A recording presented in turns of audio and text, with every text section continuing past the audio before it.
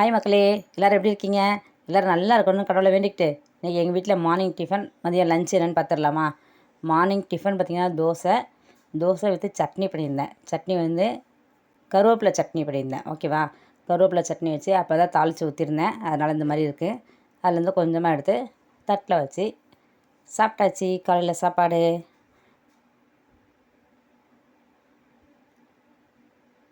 மதியம் சாப்பாடு என்னென்னு பார்த்திங்கன்னா, இன்றைக்கி லெமன் ரைஸ் பண்ணியிருந்தேன். லெமன் ரைஸ் பார்த்திங்கன்னா பச்சை மிளகா போட்டு பண்ணியிருந்தேன்.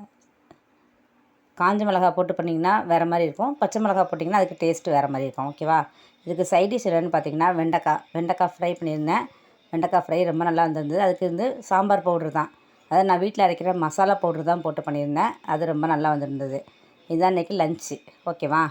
அப்புறம் கொஞ்சம் வீட்டில் வேர்க்கடலை இருந்துச்சு.